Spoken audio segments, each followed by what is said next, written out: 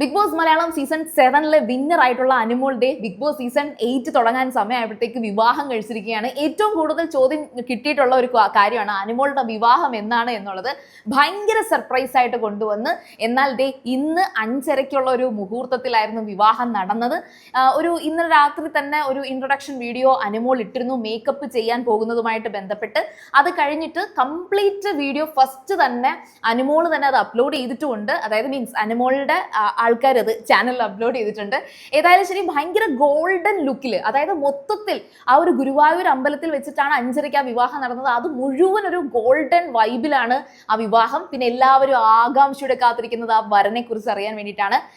ശരിക്കും പറഞ്ഞാൽ ചെന്നൈയിൽ ബിഗ് ബോസ് ചെന്നൈയിലായിരുന്നു കഴിഞ്ഞ വർഷം.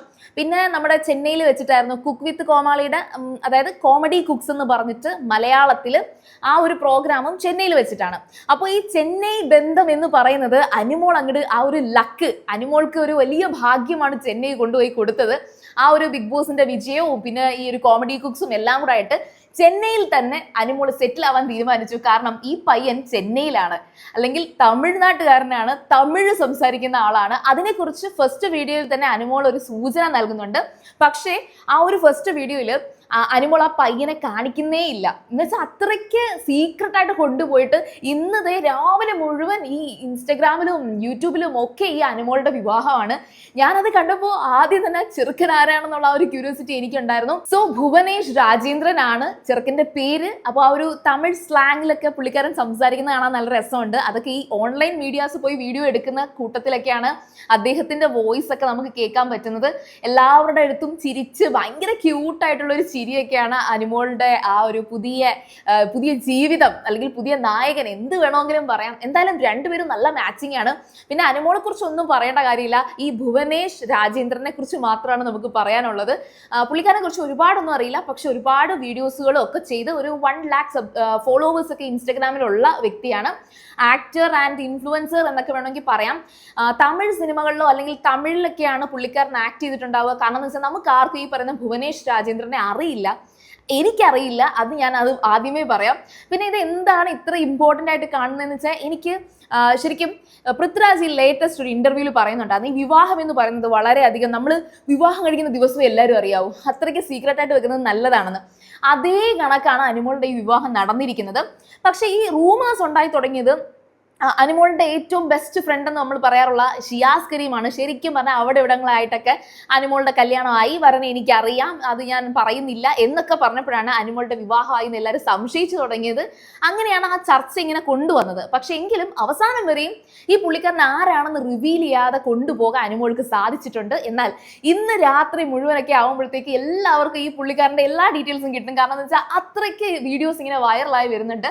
സോ നിങ്ങൾ ആ വീഡിയോസ് കണ്ടിട്ടുണ്ടെങ്കിൽ ഏറ്റവും കൂടുതൽ നിങ്ങൾ അട്രാക്റ്റഡ് ആകാൻ പോകുന്നത് അനുമോളുടെയും അതുപോലെ തന്നെ ഭുവനേഷിന്റെയും ഡ്രസ്സിങ് ഒക്കെ ആയിരിക്കും. പിന്നെ അതുപോലെ തന്നെ സുരേഷ് ഗോപി, ഇവരൊക്കെ കുറേ പേര് വന്നിട്ടുണ്ടായിരുന്നു ആ മാരേജിൽ വിറ്റ്നസ് ആയിട്ട്. എല്ലാവരും നന്നായിട്ട് അനുഗ്രഹിച്ചൊക്കെയാണ് പോകുന്നത്. ഭയങ്കര ഹാപ്പി ആയിട്ടാണ്. സാധാരണ അനുമോള് ഈ കല്യാണം എന്നൊക്കെ പറയുമ്പോൾ ഭയങ്കരമായിട്ട് കരയുന്ന ഒരു മൊമെന്റ് ഒക്കെ ഉണ്ട്. പക്ഷേ ഭയങ്കര ഹാപ്പി ആയിട്ട് ഫ്രീ ആയിട്ട് കൂളായിട്ടൊക്കെയാണ് ആ ഒരു ചടങ്ങിലൊക്കെ ഉടനീളം നമുക്ക് കാണാൻ സാധിക്കും. പിന്നെ ഇന്നലെ ഇട്ട ആ ഒരു, അല്ലെങ്കിൽ ഇന്നലെയല്ല ഇന്ന് മോർണിംഗ് തന്നെ ഇട്ട ഒരു വീഡിയോയ്ക്കകത്ത്, മേക്കപ്പ് ചെയ്യുന്ന വീഡിയോയ്ക്കകത്ത് ക്ലൈമാക്സിൽ അനുമോൾ ചെറിയ രീതിയിൽ ഈ ഭുവനേഷിന്റെ ഒരു ക്യാരക്ടർ പറയുന്നുണ്ട്. വേറൊന്നുമല്ല, ഇത്രയൊക്കെ അടിപൊളിയായിട്ട് അണിഞ്ഞൊരുങ്ങി നിന്നാൽ പോലും പുള്ളിക്കാരൻ പറയാൻ പോകുന്നത് അനു വാ എന്ന് മാത്രമേ പറയത്തുള്ളൂ, അല്ലെങ്കിൽ ആ ലിപ്സ്റ്റിക് കുറച്ച് കൂടിപ്പോയി അങ്ങനെയൊക്കെ ഉള്ളൂ, അല്ലാതെ വാവ് എന്നൊന്നും പറയത്തില്ല. എന്ന് പറയുന്നതിൽ നിന്ന് മനസ്സിലാക്കുക ഇവർ തമ്മിൽ ഭയങ്കര ക്ലോസ് ആണ്. അല്ലാതെ ഭയങ്കര എന്താ പറയുക, ഒരു ഡ്രമാറ്റിക് ലവ് റൊമാൻസ് ഒന്നും കാണിക്കുന്ന ടൈപ്പ് ഒന്നും അല്ല. ഏതായാലും ശരി, എല്ലാവരും ഇപ്പോൾ നമ്മൾ സ്വാഭാവികമായിട്ടും അനുമോൾ എന്ത് പറ്റി, നമ്മളടുത്ത് പറഞ്ഞില്ലല്ലോ, കല്യാണത്തിന്റെ കാര്യമൊന്നും പറഞ്ഞില്ലല്ലോ, സർപ്രൈസ് ആക്കി വെച്ചു.